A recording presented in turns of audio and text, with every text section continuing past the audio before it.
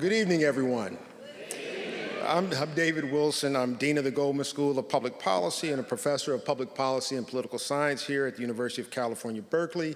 I am thrilled to welcome you all to the event this evening on the future of American democracy in partnership with Cal Performances. Now, my task is to kind of set the context a little bit, and that includes explaining just a little bit about what public policy is for those of you who have dinner table conversation on this. So public policy is more than legislation. It's generally how government, and by extension those who are governed, address public problems.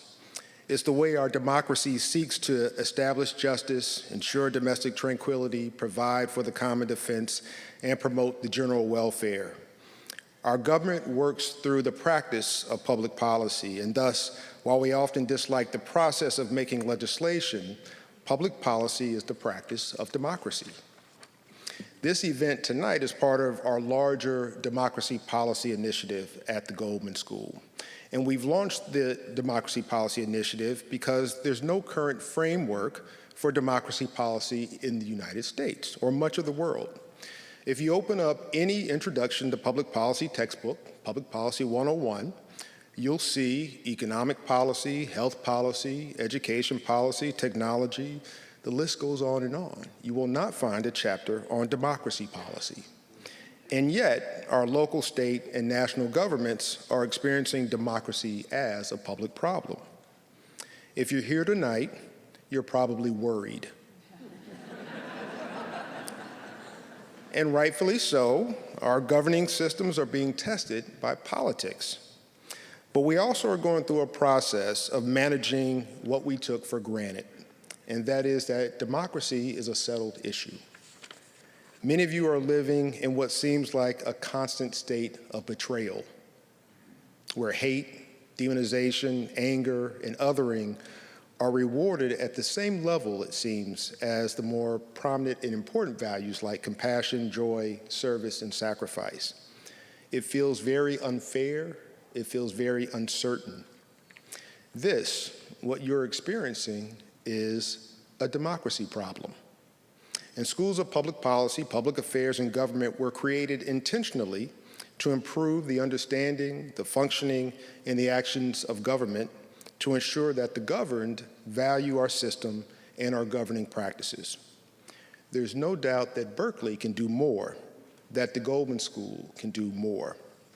We are the people's university. We can take on a more powerful role in closing the gaps between what we know, how we innovate, the capacity we offer, and how we make sense of what's happening. And thus, we can offer solutions that protect, promote, and deliver on the promise of democracy. This is our calling as a research university. It's our calling as a professional school of public policy at UC Berkeley. And so we're fortunate to have generous backing for our initiative. The Evelyn and Walter Haas Jr. Fund, the Levi Strauss Foundation, the Walter and Elise Haas Fund, and the Peter E. Haas Fund.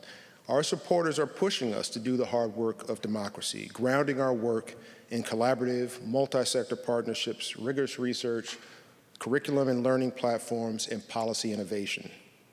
Tonight's discussion features some of UC Berkeley's most influential experts to talk about democracy. They've been in presidential cabinets, and they've led and advised some national agenda items that were designed to perfect and strengthen our union.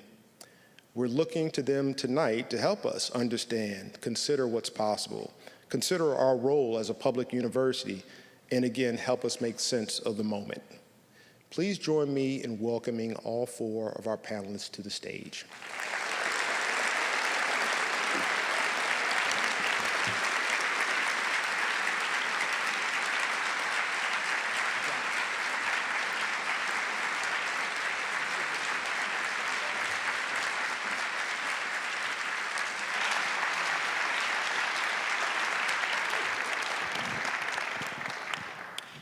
Hello.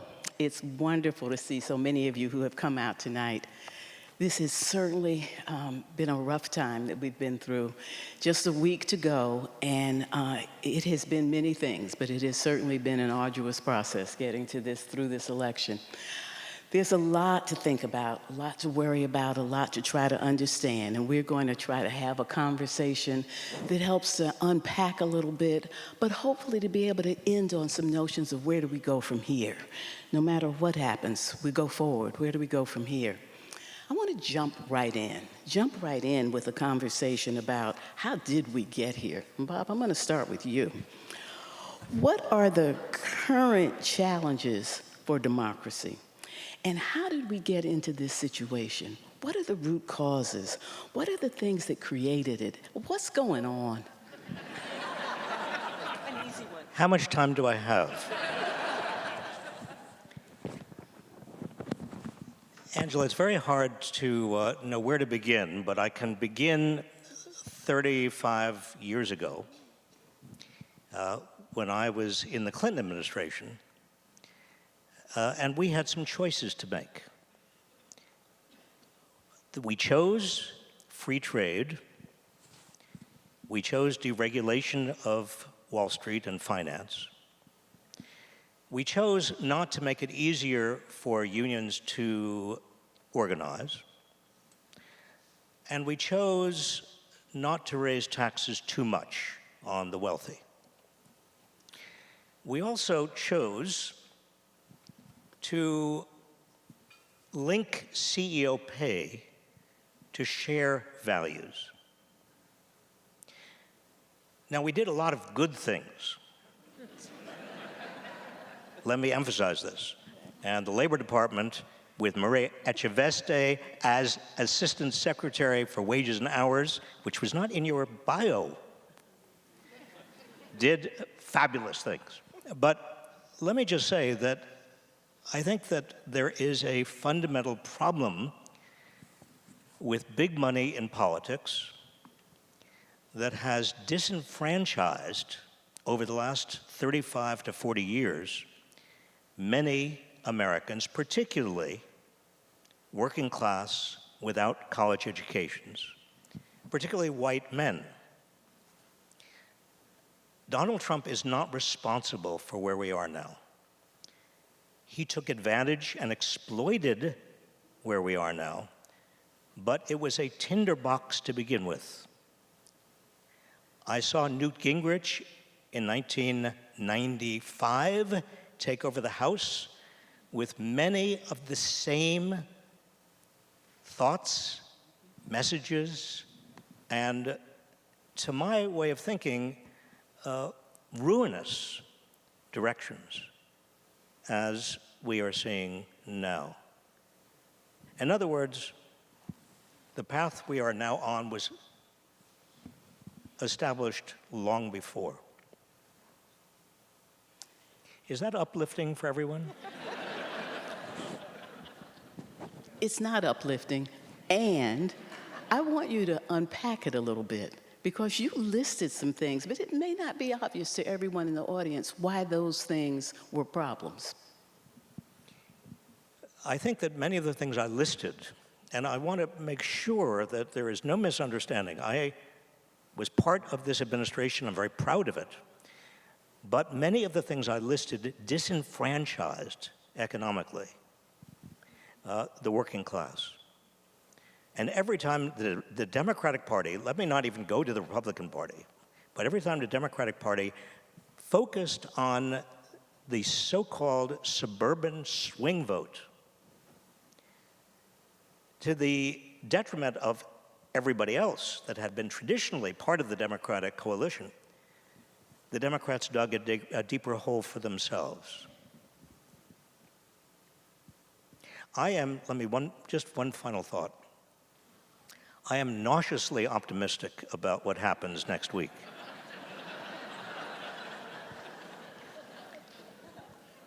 I'm glad you said that. I'll come back to you, Maria. You want to pick up on that, Janet? And I have a question for you as well. Well, thank you, Angela. And it's a delight for everyone to be here tonight in a way, because we're talking about some really serious issues in our country and in our society. I don't think I would blame everything on the Clinton administration. Oh, heavens, no. I would point out sure some other structural issues that have helped lead to where we are today. There was also a George today. W. Bush administration. Yeah. And a Reagan administration. Fair enough. And a George H.W. Bush administration. Two things, I think, affect our politics that are structural. One is campaign finance is out of control. And we see floods of money from very few people coming into our campaigns. I saw a clip this morning that 1/3 of the money that has gone into the Trump universe comes from billionaires. So that's number one. And then number two, gerrymandering. Gerrymandering affects the distribution in the House, how people campaign, from what part of their party they come, and it is a disincentive for people to run to the middle, if I can use that word. But I think the problems with gerrymandering have become ever more severe. Maria, I saw you wanting to add. Well, I wanted to actually go back a little further, because there's a direct line from President Reagan's attack on government and bureaucracy to now, with so many people across the country not having trust in our institutions. President Reagan attracted a number of voters that Rust Belt, the Reagan Democrats, convinced them that using coded language like welfare queens, don't let the government take your money, you know how better to use it.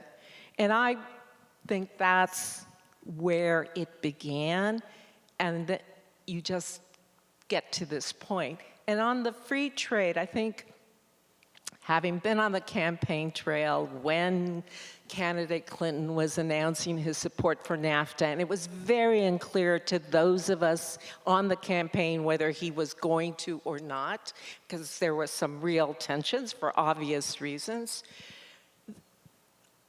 There was a naivete, I will say, believing that, in fact, with the efforts to help workers who were going to lose their jobs, that there would be ultimately winners, and that government would help those and retrain them.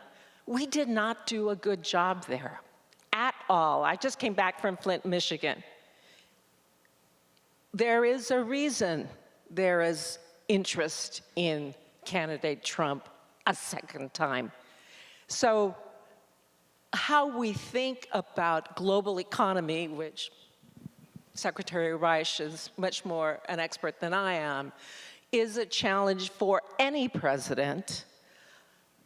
But there are too many people across this country who feel ignored and do not have a sense of hope for them and their families.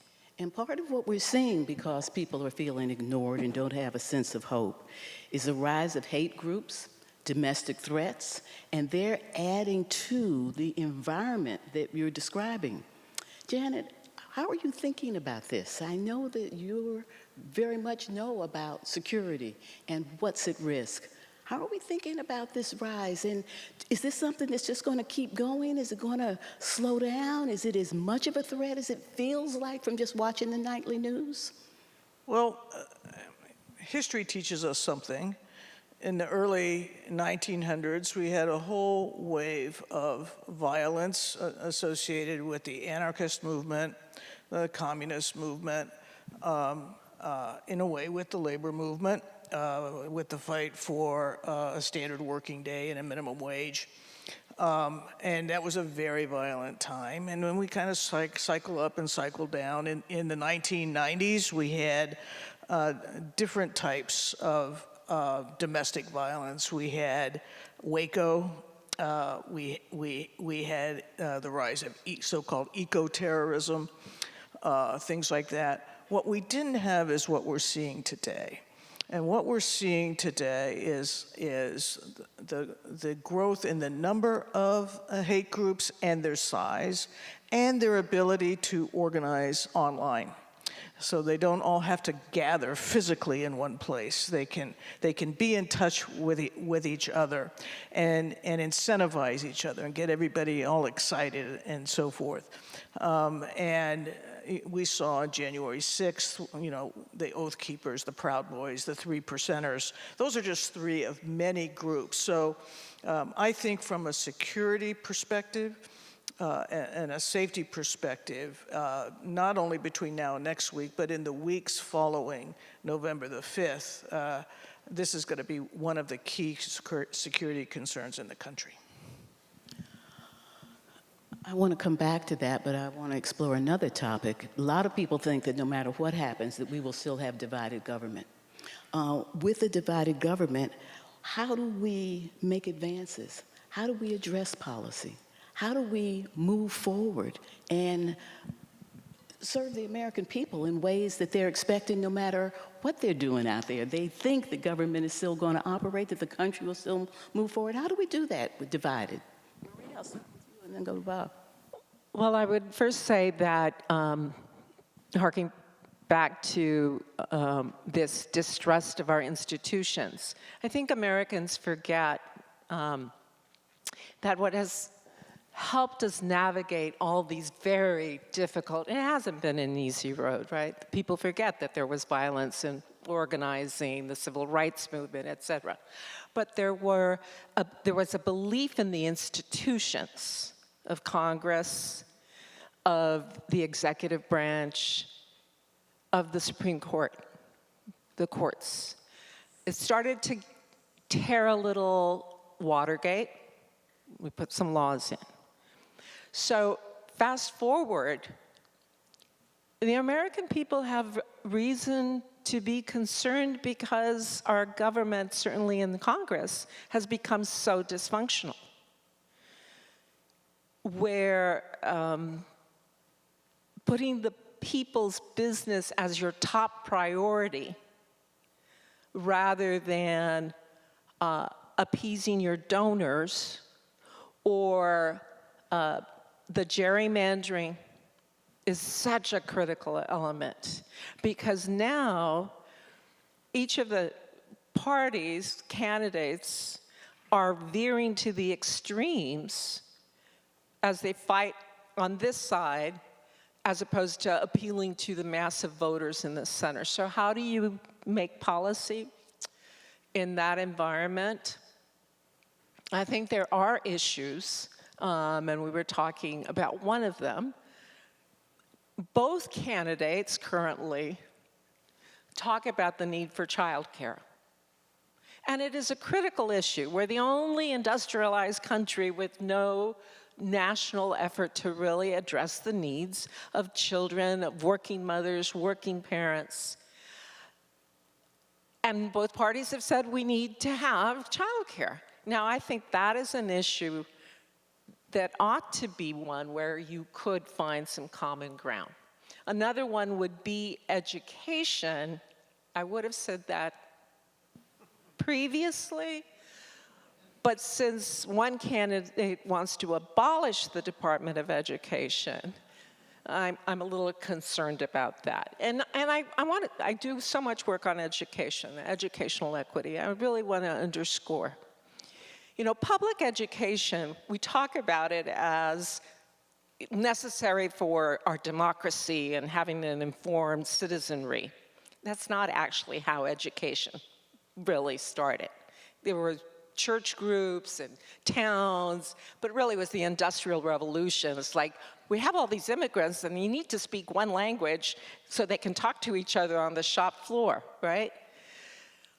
But without education, it is very easy for demagogues, for people who do not believe in our institutions, to persuade folks to vote against their own interests. So we have to work on educational equity.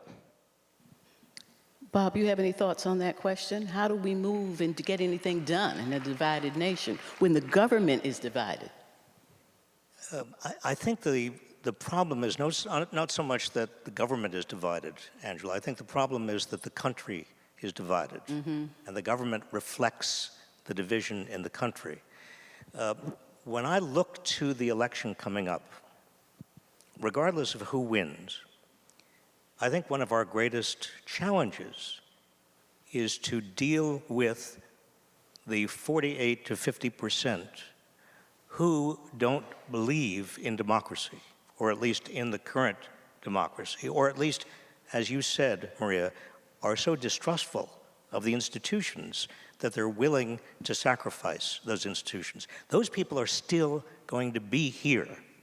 Regardless of, even if Donald Trump doesn't become president, we have to deal with them.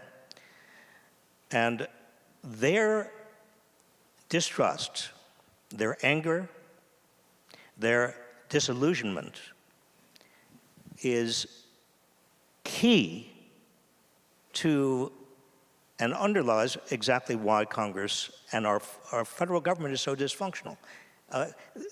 We can't have 48% of our people who are so disaffected. But yes, we're divided, but having been on the campaign trail a number of times over these it's amazing what a gorgeous country this is. It's beautiful, and when you talk to people, whether it's in Las Cruces, Tucson, Michigan, you find that the vast majority of people want the same thing. They want safe neighborhoods, they want secure housing, they want a good job, they want a decent retirement, they want good education for their kids. And that is why I am just mystified. I mean, I've talked to people, they really want the same, whether you're Republican, conservative, they want the basic things. So why can't our Congress and our leaders deliver? It looks like you want to jump in on that, Janet. Well, look,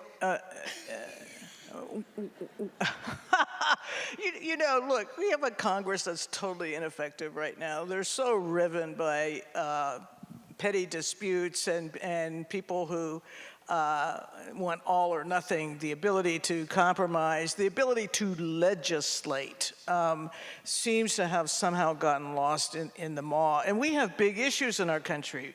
We have climate, we have immigration, we have education, we have fiscal responsibility. We have the national defense. There are big issues in all of these categories. The more Congress is divided and ineffective, the more power accedes to the executive, because power abhors a vacuum. And what that has meant is that presidents have gradually started to govern by executive orders, by presidential policy directives, by national security memoranda, pushing that because something has to get done. And waiting for the Congress to deal with anything, it seems to be less and less effective. What can be done to change that? Well, I start with gerrymandering. I actually think that's one of the original sins that we're dealing with. But ultimately, it's up to the voters. The voters pick their representatives in the Congress. The voters reward what they want to reward. And right now, we have a disconnect between what the government needs to have happen and the reward system politically. And that, I think, illustrates and is part of the product of the institutional distrust that Maria referenced. Well, I want to complicate this conversation a little more, not that it's already not complicated. But it really does seem that the political parties do not agree on anything, whether it's climate change or gun regulation or immigration or affirmative action or taxes, you name it, they're not agreeing on the rights of workers. And the conversation often goes to, we need to figure out a way to get over this divide. We've got to figure out a way to bring the country back again. That seems like a perfectly reasonable aspiration, and it makes me nervous. And I'll tell you why it makes me nervous. Because when we get to these points, where the country is clearly divided, and we have to begin to think about how to bring it back again. All too often, those who have been rendered most vulnerable, those who have been kept behind, those who are barely making it anyway, are the ones who suffer. Only have to look at history to see it's true, starting with the beginning of the nation. It's interesting when you look at the founding of the nation. The founding fathers were often talking about the immorality of enslavement. Some spoke out more than others. Some were active abolitionists, and yet all of them compromised and began a country in which slavery was protected. That after we had to fight a civil war, and troops went into the South to protect black people who began to get land and businesses and vote. 2,000 black people were in elected office. 16 were in Congress. 2 or 3 were in the United States Senate. It took 90 years after 1877 when there was a compromise and the federal troops were pulled out because of controversy around who was actually elected president. It took 90 years for black people in the South to get the right to vote again, to actually have that right protected. 92 years before we had another black senator who was from Massachusetts, and 136 years before we had a black senator from the South, Tim Scott from South Carolina.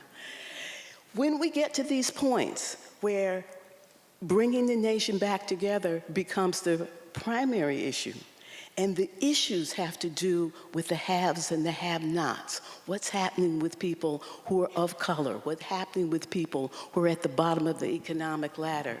They often get left behind. The question is, how do you think we can begin to unite the country without leaving those who are most vulnerable behind again?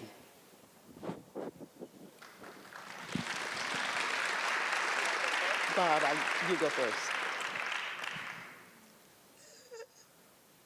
Angela, the United States, and you gave a great history lesson just then, but I want to focus on the years between 1946, the end of the Second World War, and 1979 or 1980, the beginning of the Reich administration. Those years were years in which the middle class of America continued to grow and widen. More and more people from the working class and the poor ascended into the middle class. The American dream, which was that I can do better than my parents and my children will do better than me, became a reality. There was a basic bargain in those years, and the bargain was as companies did better, as America did better, everybody would, to some extent, share in that betterment. And we had a Civil Rights Act and a Voting Rights Act and we expanded women's opportunities, women's rights. Now, we didn't get it all right, and we didn't complete any of that. But starting in the late 70s, early 80s, we did a U-turn. Economically, the middle class began to shrink. In economic terms, more and more of the gains from the economy went to the top. To the extent that right now we have, over the last 40 years, the median wage increased 15% in real terms, while the stock market increased over the same period of time 5,000%. Who owns shares of stock? The top 1% has half of all of the shares of stock owned by Americans. The top 10% by wealth in this country own 92% of all the shares of stock. The stock market is not America. That is not the economy. Unless we accept and do something about, I don't mean accept the reality of, and do something about widening inequality of income and wealth and opportunity, we cannot get purchase on these problems. As Louis Brandeis said in 1923, we have a choice. We can either have great wealth in the hands of a few, or we can have a democracy, but we cannot have both.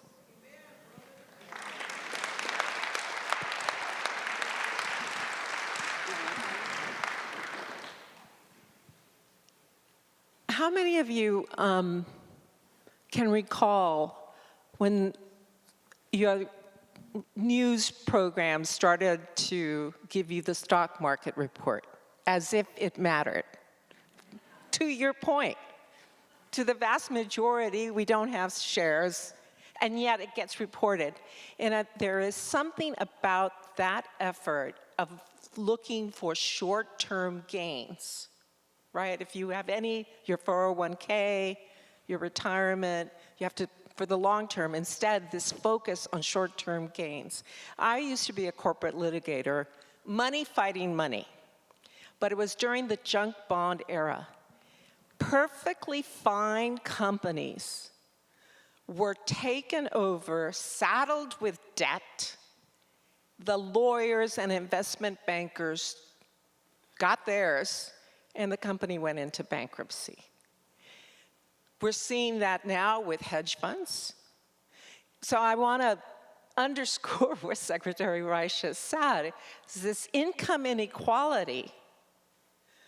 There's been proposals. How about limiting corporate CEOs' pay to X%, X times what the average worker makes on the front line? Some way of, what are you going to do with all this wealth?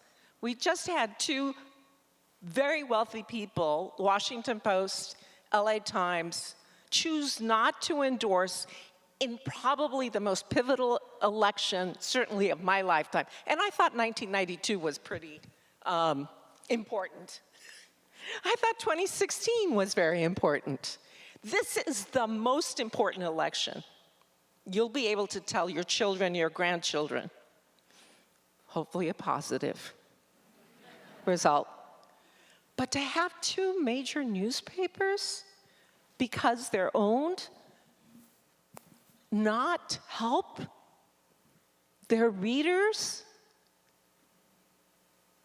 So this actually comes back to the question that I asked. It's going to take courage.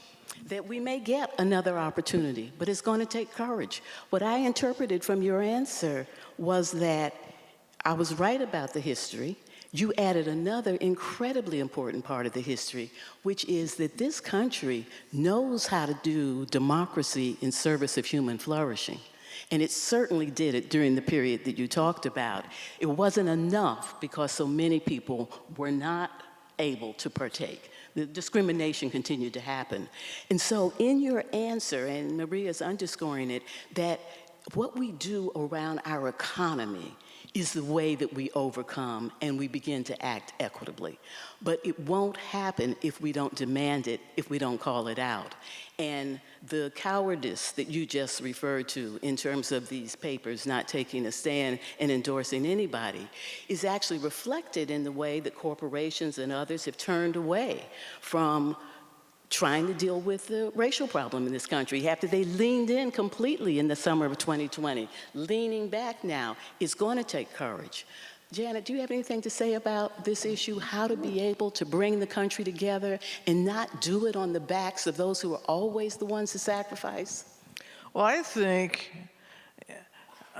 look, I think if campaigning against billionaires is an effective technique. If I were running, I'd be out there saying, why are we funding the billionaires? That's an oversimplification, we know it is, but what it should be aimed at is saying, we need an economic system, we need a tax system that is a fairer, more progressive tax system. We've gotten totally out of whack there, both on personal tax, but on corporate tax as well.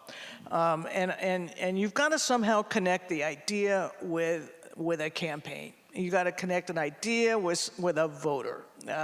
What is a voter going to hear?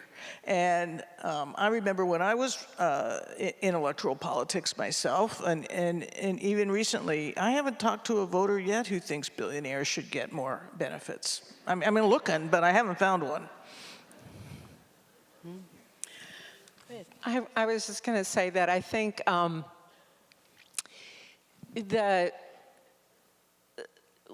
to the point that we are, you're right, there's probably 48% of Americans are going to wake up thinking their guy deserves to be in the White House. How does that happen? I think we forget, to our detriment, that human beings are instinctively tribal, right? And there's been some research, and there have been some books written about how, you know, we're worried about the stranger until we know that they share our values. And I believe that one way of actually getting people to realize that we have more in common is national service, mandatory national service. Al Gore spoke about his experience when he volunteered to the military during Vietnam. And the military does a very good job, or had until recently, of really fostering. You have to have unit cohesion, right? You're going to go into battle. You need to be able to trust the people on your ship, in your truck. And you have these people from all parts of the country getting to know each other as individuals. And happen to believe that Rumsfeld, Secretary Rumsfeld, was very smart when they got rid of the draft and it became volunteer. So I think national service, where there's plenty of work to do around the country, and we have AmeriCorps, but it needs to be something that everyone does so that you get to know your fellow Americans in doing work in your community. So that would be one idea. Well, let's keep looking ahead. Let's look ahead, because we are going to go into the future, and we need to be thinking about how are we going to build a nation that we can be proud of, that includes. One of the ideas that I think is that we really need to lean into a vision of, if we're going to ask people to struggle and save democracy, what are we saving it for? Democracy for what? We need to really be able to lift up a vision. And we need to be able to lift up a vision in which people can see that we are going to struggle and reach, but they can see themselves, that it is a struggle for them. It is a struggle for all of us. And when I think about that, what I try to envision is a radically inclusive, multiracial democracy in service of human flourishing, so that we can have a society that will thrive and all can have the possibility of a good life. And each one of those phrases is important to me. Radically inclusive, because we need to send a message. There is no one on the outside of this. It is everybody in. It is for everybody. You name the group, and yes, I'm talking about that. But I'm not just talking about inclusion. I'm talking about what people are giving as well. That people are all in because they are paying taxes. They're all in because of the kind of service that you described. They're working in the poll booths. They're serving in the Army. They're in the AmeriCorps. That's radically inclusive. And I call out multiracial democracy because we are a multiracial nation. We need to embrace it, see it as an asset, and understand that in a multiracial nation, if we don't have a multiracial democracy, we don't have democracy. But what is it for? It's for human flourishing, so we all can flourish. And that human flourishing enables the possibility that society will thrive and that people can have a good life. Janet, I've laid out a vision that is very different from 2025, the Project 2025. How do we think about how to be able to actually lift up institutions, democratic institutions, and others that actually serve human flourishing and allow us to be able to align our policy agenda with a real vision of what the nation can be at its best? Well, we rely on our leaders in part to help set that vision. And it is very difficult in today's political environment and the media environment and so forth, because you state a vision, and then some of the critics will say, well, we want the details of the policy, we want the plan. Visions don't really work like that, right? You need to have a goal, you need to have a vision, and that's where leadership comes in, and then that's what we're about to do, is elect the new leader. Now, Project 2025, don't get me started on that, because that, in a way, is a total revision of the United States, and in many respects, taking us back to a presumed time when things were better, when they really weren't. But it's the most undemocratic, with a small d, set of proposals that I think I've ever seen amassed in one single place. But, we're talking really idealistically here on this panel, but at some point we've got to talk concretely. What needs to change in our political institutions? How does, for example, the Democratic Party expand its coalition? How does it reach out to farmers in the Midwest? How does it reinvigorate the working class in the Rust Belt? How does it excite members from marginalized or minority groups who historically have been part of the Democratic Party, but we now see pulling away some? And that, to me, is the challenge for a political party today. It ought to be a process of expansion, of growth, not of narrowing down to a particular group or class. And the Democratic parties had problems with that, and some of those problems are manifesting now. But I think the goal for any political party has to be, how do you grow? How do you expand your coalition? What ideas motivate people? What policies are you going to follow? If I may, I think we're all being a little bit too polite.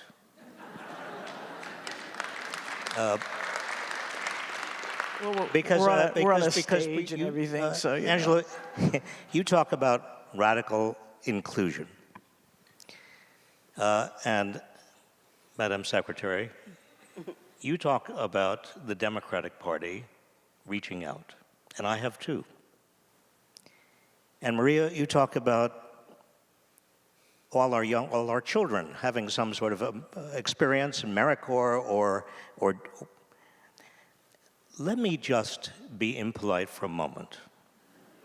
The elephant in the room is the Republican Party. And let me just say something, because I don't want to insult anybody here. But we now have a party, one of our two major parties, whose litmus test is whether you believe a lie that the 2020 election was stolen.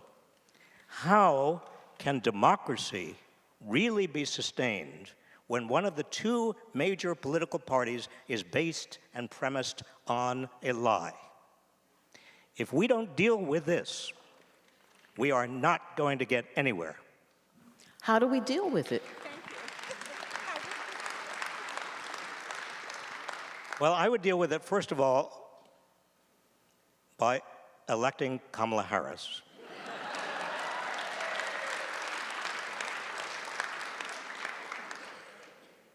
But that's just the beginning. I would then work, maybe through the Democratic Party, but I don't think so. I would work outside the Democratic Party to make sure that Liz Cheney and others can start a new Republican Party that is based on the principles that the Republican Party that I used to know was based on. Now, I want to be completely clear with everybody here, and I want to disclose the truth, is that I got my first job in the federal government in the Ford administration. That was a Republican administration. I got my first job in Washington as a Republican and a Republican appointee. My boss, can I full disclose, my boss was Robert Bork.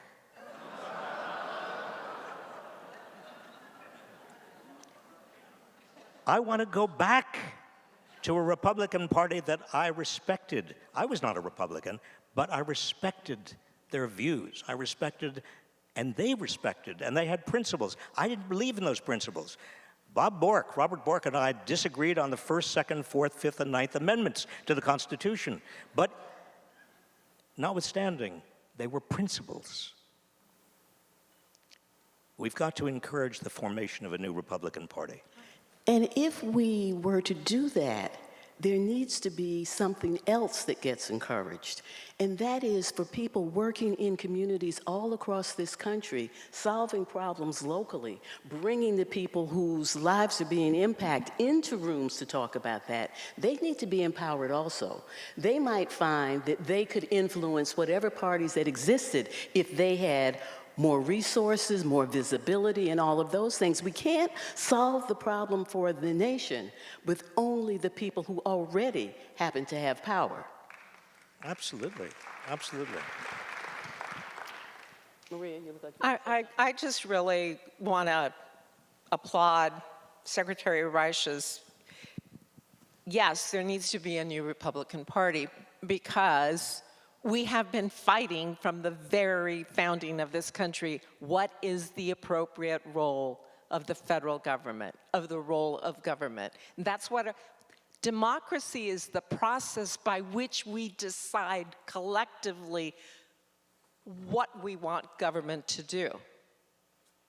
And that's been hijacked completely by starting with the Tea Party and now candidate Trump. But make no mistake, we're going to have disputes about what the right role on different issues on government, how much assistance, housing assistance should be given, or what type of health care, health insurance. Look at the battles we had to get the Affordable Care Act. My God. And it's really not, it's not access, it's insurance to get access. It's not even a healthcare system. But Maria, we're going to have battles in this country over all sorts of things forever. The real issue is, do we agree on how we overcome or decide on how those battles are going to be waged? That's where the Constitution comes in. That's where our respect for the institutions of government. That's where something we haven't talked about yet, the Supreme Court, comes in. And if we don't have institutions that are respected by the public as settling those controversies, then we can't get on with the work of our government and the work of being Americans. So, Janet, I want to pull you back into this conversation, because we have got to do what you were starting to do, and that is be specific about what has to change. But we have had institutions that collectively were supposed to keep things moving and in balance. We had the Congress, we had the executive branch, we had the Supreme Court, we had all the agencies. All of them seem to be in crisis, particularly the Supreme Court. Or at least the Supreme Court may not feel that it's in crisis, but there is a crisis related to the Supreme Court. So how do we begin to translate the aspirations that we're talking about here into the kind of strengthening of democratic institutions that are essential to go forward? Bob has given us one idea. I want to follow up on Rob. First of all, like Rob, my first employer was on the Republican side. I worked for the Republican staff of the Senate Budget Committee. It was a different Republican Party. And now it's not really a Republican Party, it's a Trump Party. And we ought to just call it that. He has managed to occupy all of the arms of the party and take them into his view, Trumpism, as it were. And it would be great if there were a Republican Party that was a conservative party, one that you and I probably disagree with on a number of policy issues, but one that you could disagree with in a principled way. On the Supreme Court, oh my heavens, two things. They need an enforceable ethics code, and how about some term limits?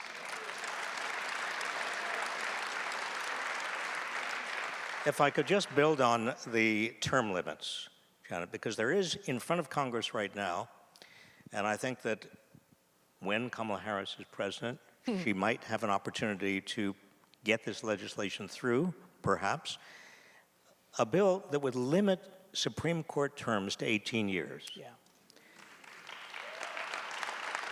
It would give every president, every term, 2 Supreme Court appointments. And when, at the end of 18 years, under Article 3 of the Constitution, a Supreme Court justice was finished with being a Supreme Court justice, then they would move to the Court of Appeals, or they would move to another court. That is, Article 3 says these are lifetime appointments, but it doesn't say lifetime appointments to the Supreme Court. Exactly. That's the issue. Very important change that ought to be made. Part of what I think we need to talk about, and I'm afraid that this gets back to the domestic threats, is that when you describe getting a reasonable Republican Party again, being able to actually have rules and values and expectations that we're all aligned with, that actually also needs for everybody to be able to participate and to be agents for change in this democracy. I think that part of what's going on is that part of the country is afraid of full participation in democracy, afraid of what it means for all the people who ought to be able to vote and to have their voices heard, afraid for real representation to come forward. We've got to figure out a way, as we're thinking about how to have normalcy, to also honor what we've talked about in terms of a democracy that works for all and all can participate. What do we do about that? Because I think that's why we have so much turmoil and hate groups and domestic threats. There is a whole segment that is afraid to allow democracy to operate. I don't think they're so much afraid of democracy. They want to run it. I mean, I'll take those words. They want to. Yeah. I mean, we cannot discount in the current era the effect of misinformation that is out there, and how it's targeted to people, and how people are persuaded by it and then act upon it.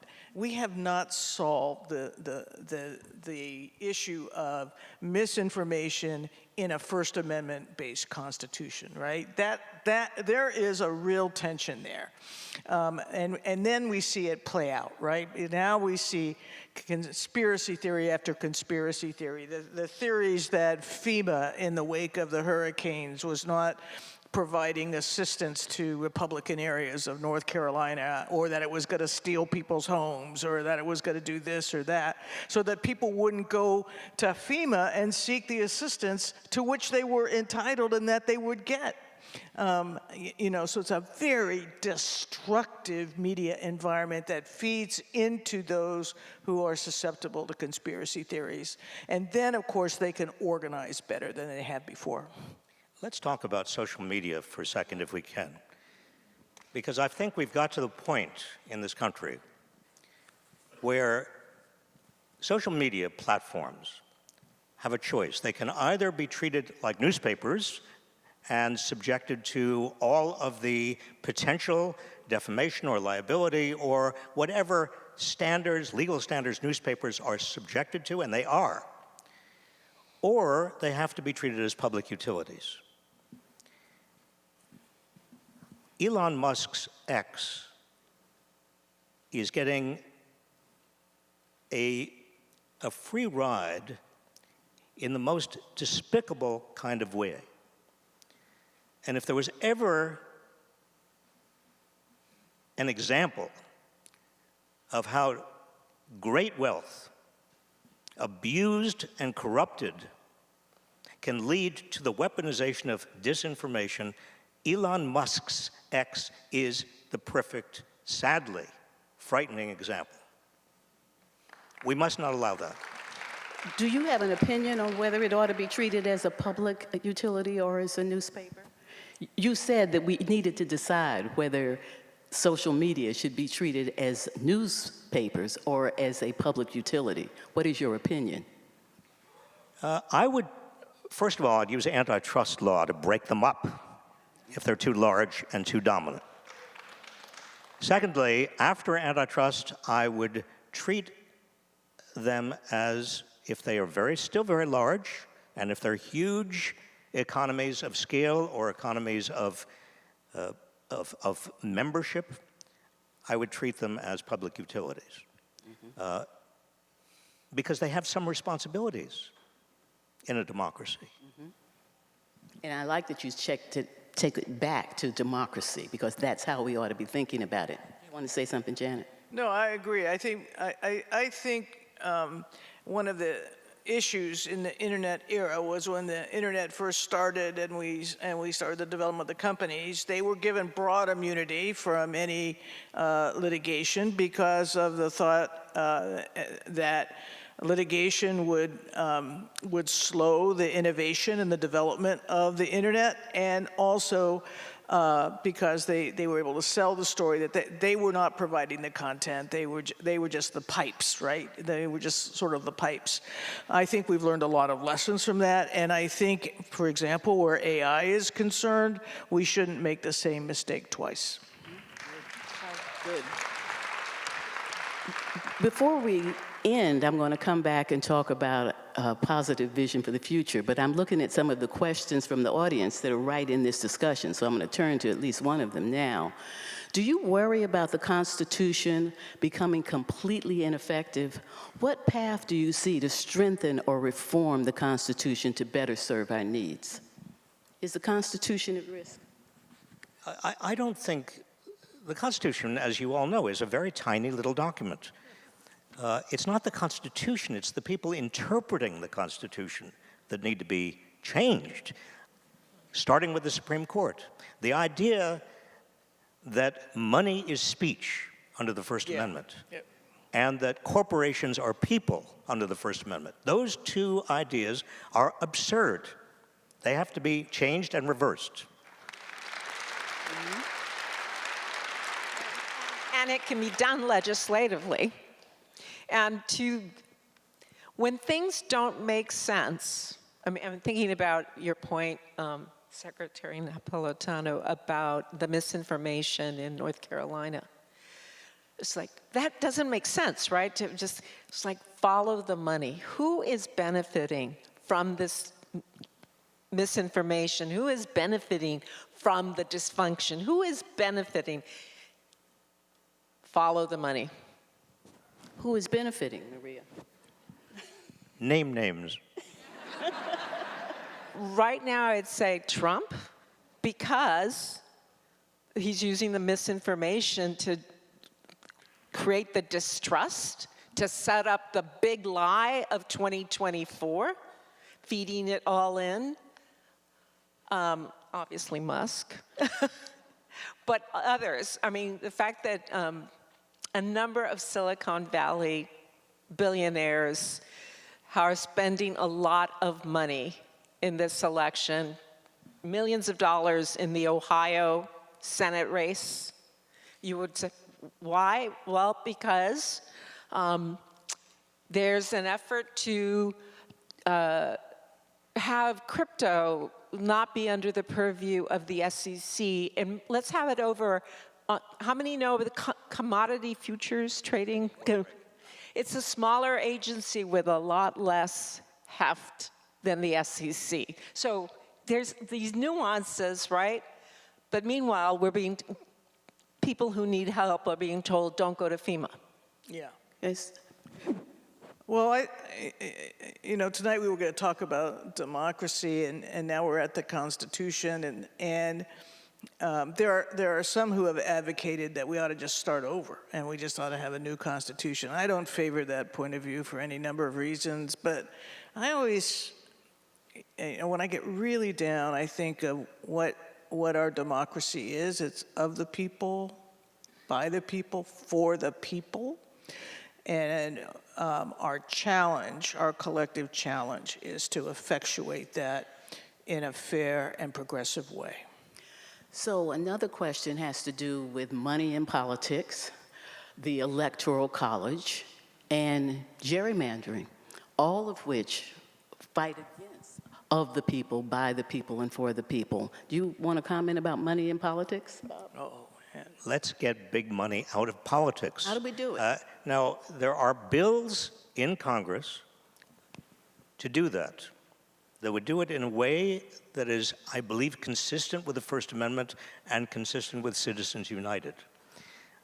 Much better would be to get a Supreme Court that would reverse itself on Citizens United, as readily as the Supreme Court reversed itself on Roe v. Wade. But that's another story. But we do need to get big money out of politics. And there are ways of doing that. We could talk about it more specifically, but it is not impossible. When I ran for governor of Arizona in 2002, I was a Democrat. I am a Democrat, and Arizona was a much redder state than it is now, but it was a new public financing system. So a candidate collected $2,005 contributions, and if you collected $2,005 contributions, you qualified for a certain amount of money for the primary. If you won the primary, then you got another tranche of money. If your opponent didn't run on the public financing scheme, you got matched up to an overall very large cap for extra money that he raised. And it was a very effective system. I had people, though, it was really confusing for people. They would want to give me $20, and I'd say, no, I can only take $5. I said, well, I want to write you a check for $200. I say, no, just $5.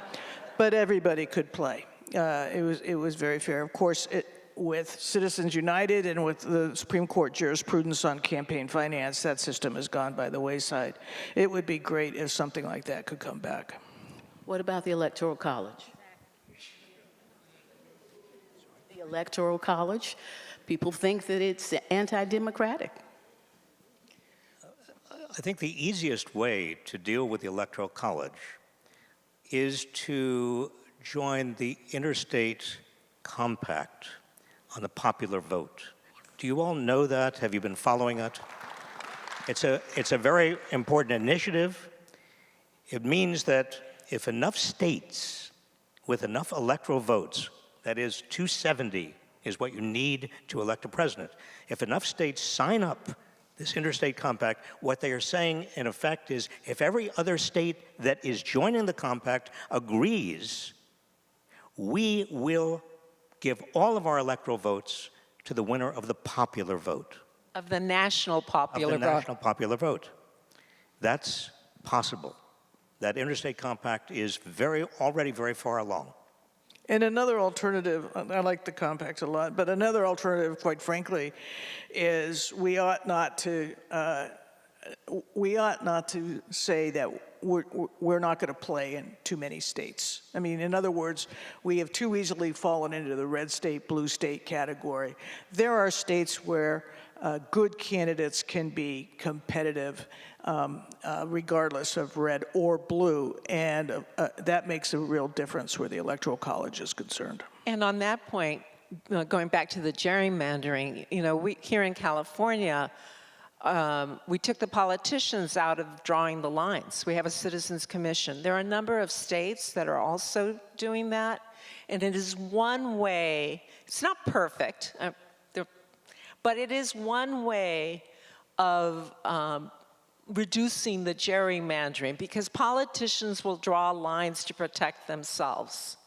And what we need is districts where the candidate has to appeal to a broader group of people. It'll get us, I believe, a more rational place. Yeah, I agree. Angela, so far we've talked about a lot of reforms.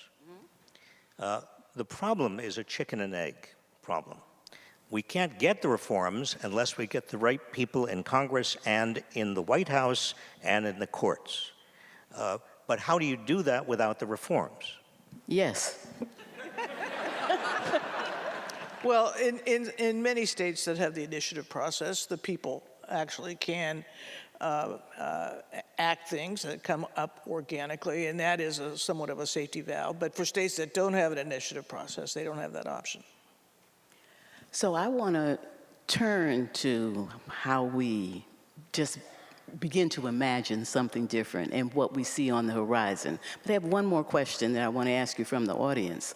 What advice do you have for teens, like a teen that is in the audience, who's curious about what they can do to advance the interest of democracy?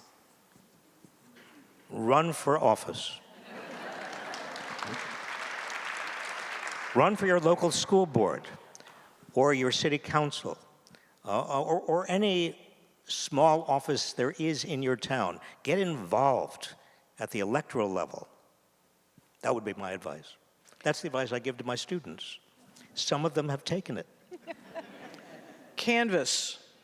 Go out, find a candidate or a cause that motivates you, and go out and knock on doors.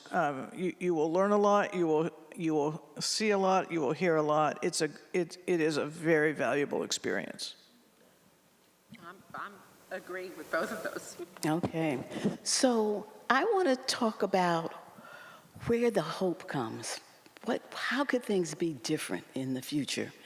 And I've been spending a lot of time looking at what's going on in local communities. I am always drawn to local communities. I believe that local leaders are national leaders. They are solving the nation's problems, and that we need to pay a lot more attention to what's happening locally.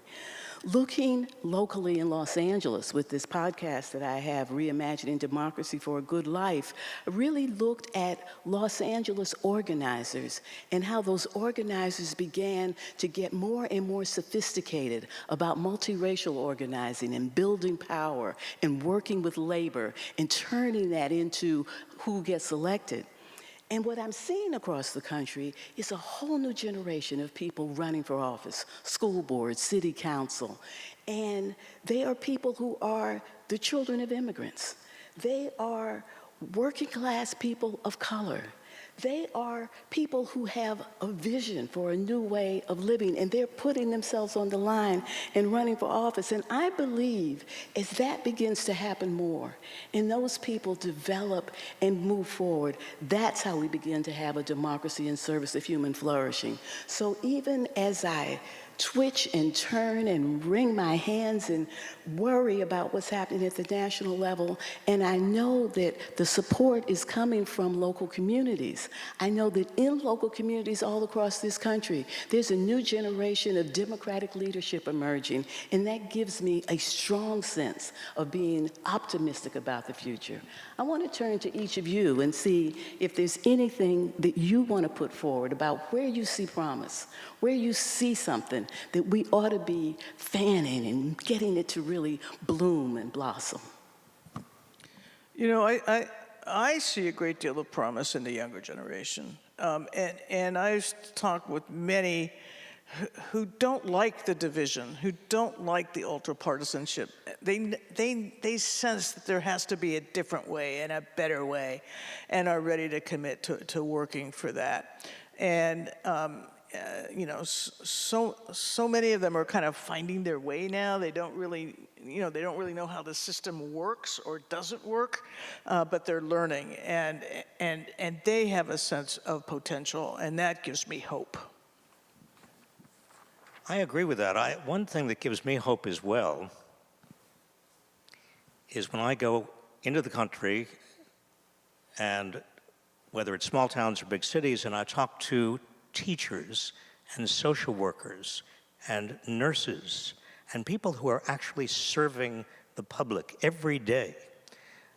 These people are, and they're first responders, you know, the people who were involved in the horrible hurricanes that we had in the Southeast. There were Americans who respond like nobody else in the world to problems in their communities or problems of people who they don't even know. We've got to celebrate that part of America. We've got to talk about it. We've got to make sure people realize it is there. It's the heart of America. What I worry about most is cynicism. those who really don't believe in democracy, who would rather have a dictatorship or some other anti-democratic small d system, are counting on the rest of us becoming so cynical about our system that we no longer care. Cynicism is the enemy of progress. Young people, Janet, the people I teach at Berkeley, make me happier than any group of people has ever made me.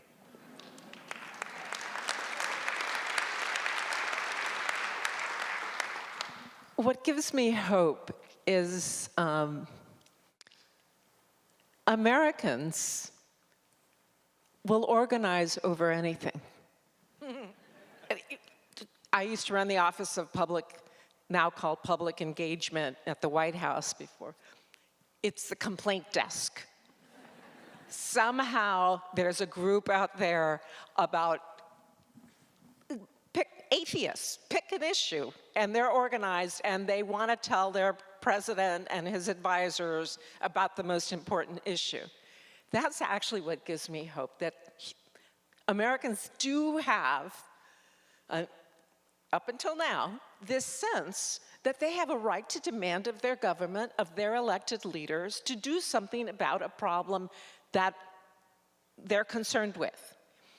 And I believe, perhaps because I am an optimist, that though there are more people willing to organize to improve things in their communities, in their towns, than the people who are organizing to destroy our democracy in our country.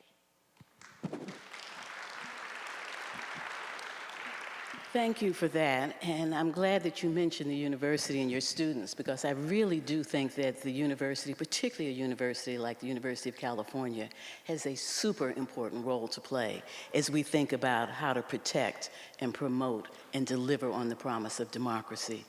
Public university ought to be a place where people are really seeing the kind of leadership and problem solving that strengthens democracy. And it's not just the public policy school, it's the public health school, it's the planning school, the journalism school, where we need to tell a different story about our nation. We need to tell truth about the past, and we don't need to be afraid of that truth. We need to understand it, because ultimately, hope is a discipline. Hope is a discipline that requires us to understand how we got where we are. How did we get here? Go back and look at the history. Look at what's happening. It's a discipline that has us gathering the data so we can actually know where is something good happening, where are things wrong, is it concentrated in one part of the country, is it concentrated in one racial or ethnic group? Really getting into that data, finding out what works and lifting it up. Looking at it, examining it, put it in policy if that's what is needed, get it into practice if that's what's needed, and then asking, what can you do? My friend Marian Wright Edelman used to always use this phrase, I'm sure she still uses it, assign yourself. Don't wait to be asked, assign yourself, using all of that information. And if we practice that kind of discipline, there's every reason to have hope. Thank you all, you're amazing, you're amazing.